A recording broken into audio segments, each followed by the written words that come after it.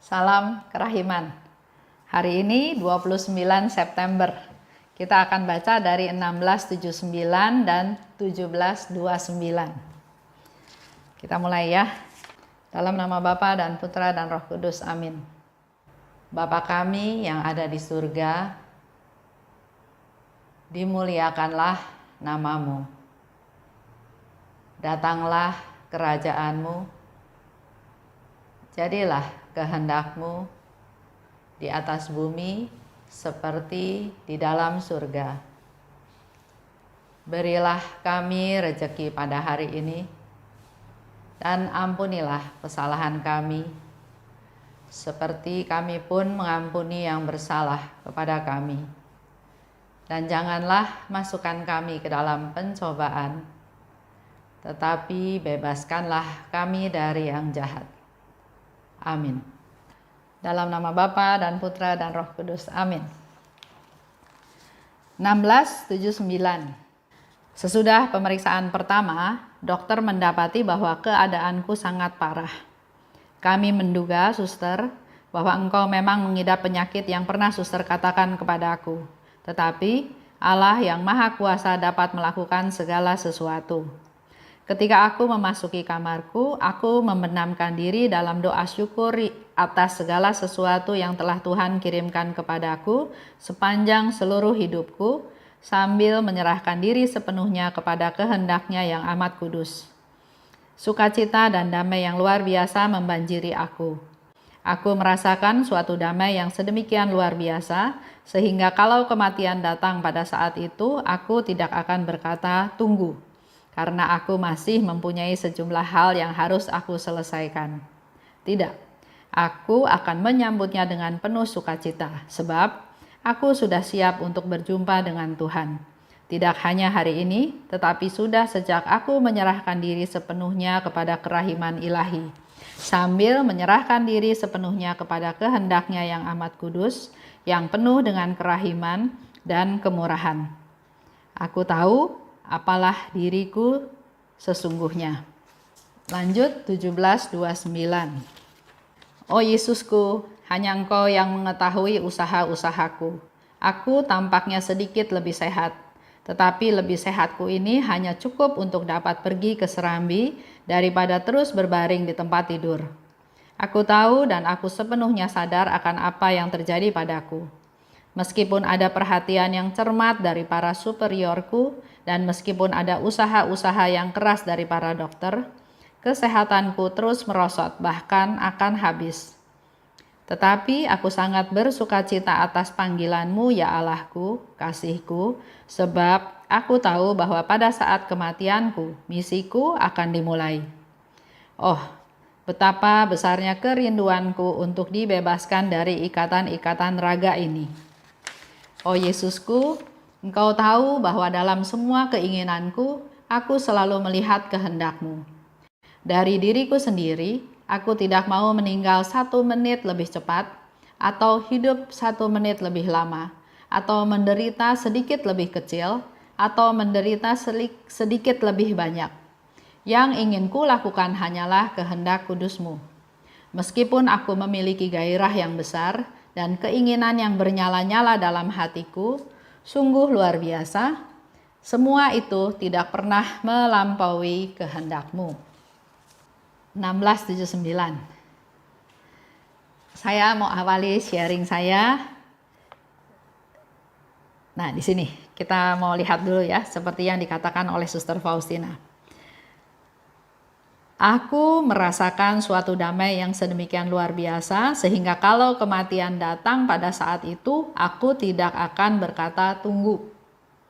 Masih ada yang mau diselesaikan. Tapi aku akan menyambutnya dengan penuh sukacita, sebab aku sudah siap berjumpa dengan Tuhan.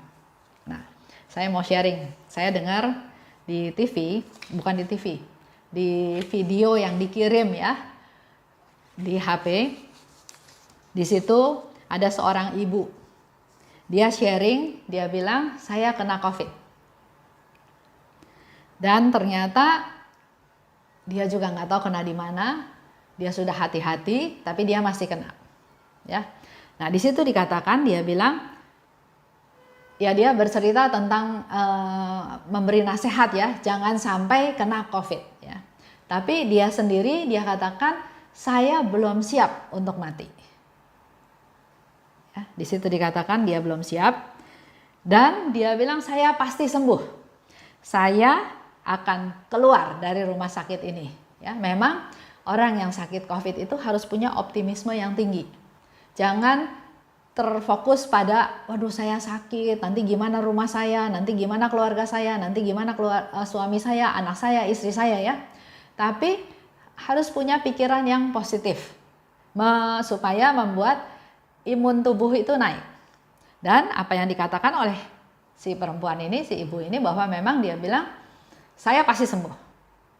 Saya akan keluar dari rumah sakit ini sehat. Ya. Tapi ternyata di akhir video itu dijelaskan bahwa si ibu ini akhirnya meninggal. Dibandingkan dengan persiapan yang sudah dilakukan oleh Suster Faustina. Dia katakan kalau kematian datang, saya nggak bakal bilang tunggu, masih ada yang belum selesai. Ya. Artinya kita suatu hari akan meninggal, suatu hari kita akan meninggal. Maka yang harus kita lakukan adalah kita melakukan persiapan-persiapan. Kalau sampai nanti waktunya tiba, ya tinggal punya sukacita seperti Suster Faustina akan ketemu sama Tuhan. Memang saya prihatin juga ya dengan ibu ini. Dia berjuang tapi ternyata mungkin dia nggak sadar bahwa tubuhnya itu nggak kuat melawan si virus ini. Pikiran semuanya bisa, tapi tetap ada yang harus kita sadari, badan kita juga ada kelemahan. Sehingga Bapak Ibu jangan hanya mengandalkan optimisme saja. Juga tubuh ini harus dijaga, harus dirawat, harus dibuat sedemikian rupa sehat. Supaya kalau virus itu masuk, badan ini punya antibodi untuk melawan. Kita balik lagi ke ceritanya Suster Faustina ya. Dia malah berdoa, punya doa syukur. Dia punya doa penyerahan diri pada kehendak Tuhan. Walaupun kesehatanku terus merosot, walaupun bahkan akan habis, tapi dia tetap mensyukuri apa saja yang terjadi. Bersyukur dalam segala hal. Dikatakan oleh Suster Faustina, aku tahu bahwa pada saat kematianku, misiku akan dimulai. Ini juga menunjukkan sesuatu persiapan. Suster Faustina sudah melakukan maksimal yang dia bisa lakukan. Dan dia nggak perlu kecil hati, nggak perlu sedih, nggak perlu putus asa. Karena dikatakan justru pada saat kematianku, misiku akan dimulai. Nggak ada yang sia-sia dalam hidup ini. Jadi Bapak Ibu masih ada waktu, masih bisa banyak melakukan banyak hal. Lakukanlah hal-hal yang positif. Kita tanam, kita tabur hal-hal yang baik, hal-hal yang positif, hal-hal yang sesuai dengan kehendak Tuhan. Kalau nanti suatu hari kita mati, nggak bakal hilang gitu aja. Apa yang kita tabur, apa yang kita lakukan, kalau itu sesuai dengan kehendak Tuhan, melaksanakan perintah Tuhan, kehendak Tuhan, nggak ada yang sia-sia. Kematiannya tetap akan ada, kita semua akan meninggal. Saya lihat satu cerita ya, itu cerita tapi cerita yang sebenarnya ya. Ada suami istri sudah tua, dia punya anak perempuan di luar kota. Suami istri ini makin lama makin tua, ya otomatis jadi sakit ya, karena memang tubuhnya sudah makin tua, makin renta. Anak perempuannya yang di luar kota nggak dikasih tahu. Si oma nanya sama si opa, kenapa kita nggak kasih tahu anak kita? Itu kan anak kesayangan kamu. Kamu kan harusnya kasih tahu ke anak kesayangan kamu. Jangan, kata si opa. Dia udah susah dengan kehidupan keluarga dia sendiri. Jangan ditambah dengan kesusahan saya. Saya sudah tua. Memang siklus hidup itu seperti itu. Jadi si opa ini menghibur si oma juga. Kamu jangan sedih, jangan merasa sedih yang berkepanjangan, karena siklus hidup itu ya seperti itu. Ada lahir, ada mati. Ada yang mati muda, ada yang mati tua. Ada yang mati dalam keadaan sehat, ada yang mati dalam proses melalui sakit penyakit dulu. Tapi itu proses yang alamiah yang harus bisa diterima. Yang penting sekarang adalah kita berbuat kebaikan. Yaitu penghiburan kepada si oma, sehingga anaknya nggak dikasih tahu sama si oma bahwa si opa sedang sakit. Nah, kita kembali lagi. Suster Faustina bilang, saat kematianku, misiku akan dimulai. Dan itu tulisan itu ada di jendela, di kamarnya Suster Faustina, di bawah jendela ada tulisan itu. Jadi kalau Bapak Ibu nanti ke Krakow bisa lihat tulisan tersebut. Yang kuinginkan hanyalah melakukan kehendakmu. Itu sesederhana itu yang menjadi fokus hidupnya Suster Faustina. Melaksanakan kehendakmu. Ini menjadi juga satu masukan buat kita semua. Suatu hari kita akan mati. Ada yang mati karena COVID, ada yang mati karena tua, ada yang mati karena kecelakaan, ada yang mati karena banyak hal ya. Kita nggak tahu persis bagaimana nanti kita akan meninggal. Tapi yang menjadi fokus kita adalah selama kita hidup, mari kita isi dengan hal-hal yang baik. Hal-hal yang sesuai kehendak Tuhan. Untuk tahu kehendak Tuhan, sering baca Alkitab, mendengarkan firman Tuhan, menggali rahmat juga. Dari sini kita bisa juga banyak tahu apa sih yang sebetulnya Tuhan minta dari Suster Faustina. Apa yang Tuhan ingin Suster Faustina sampaikan kepada kita seluruh umat manusia. Dan yang menjadi fokus kita adalah melaksanakan kehendak Bapa. Itu aja renungan pada hari ini. Mari kita siapkan diri kita dari sekarang untuk secara bertahap semakin mencari, membaca apa yang Tuhan kehendaki dalam hidup saya ini. Pasti berbeda-beda.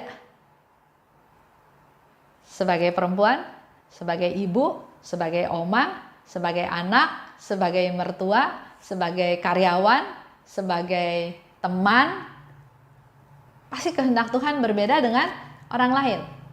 Sebagai suami, sebagai laki-laki, sebagai pimpinan perusahaan, sebagai pelayanan, sebagai suster, sebagai bruder, sebagai pastor, pasti beda-beda. Yang Tuhan kehendaki dari kita pribadi lepas pribadi ya. Tapi ada firman-firman Tuhan yang berlaku secara umum, harus dilakukan baik kita sebagai siapapun untuk melaksanakan perintah Tuhan. Baik, itu aja untuk hari ini. Dalam nama Bapa dan Putra dan Roh Kudus, amin. Allah Bapa yang Maha Baik, terima kasih atas sharing Suster Faustina pada hari ini. Bahwa kami semua harus menyiapkan diri karena kematian suatu saat akan datang pada diri kami masing-masing. Seperti yang Suster Faustina katakan, bila kematian itu datang, dia tidak akan menolak, tidak akan bilang tidak. Dia akan siap bertemu denganmu. Pimpin kami juga Tuhan, ingatkan kami juga Tuhan, dan kami juga bersyukur masih Engkau berikan waktu untuk kami jalani sehari lepas sehari. Engkau beri kami kesehatan, mampukan kami juga melakukan banyak kegiatan-kegiatan untuk melaksanakan kehendak-Mu, sampai suatu hari nanti kami harus pulang ke rumah-Mu. Kami juga mau menjadi alat-Mu Tuhan, berdoa untuk mereka yang membutuhkan doa kami. Kami juga mau mendorong jiwa-jiwa yang jauh daripadamu untuk semakin hari semakin dekat denganmu dalam doa koronka kami setiap hari. Kami juga mau terus berdoa untuk mereka yang sedang sakit, sedang sekarat, ataupun yang sudah meninggal, untuk boleh mengalami kerahiman Tuhan. Dan kami juga berdoa Tuhan agar virus corona ini makin hari bisa semakin lemah dengan kami diberi kesehatan yang semakin baik, dan juga Engkau memberkati para dokter, para analis supaya bisa menemukan vaksin sehingga kami dapat sehat kembali dan melakukan aktivitas kami dengan sebaik-baiknya, dengan waktu yang lebih bebas sebelum terjadi adanya COVID ini. Kami mau serahkan keberadaan kami, keluarga lepas keluarga, juga keadaan di dunia ini Tuhan, agar rahmat-Mu, kesembuhan daripadamu mengalir untuk kami semua. Amin. Dalam nama Bapa dan Putra dan Roh Kudus, amin. Salam kerahiman.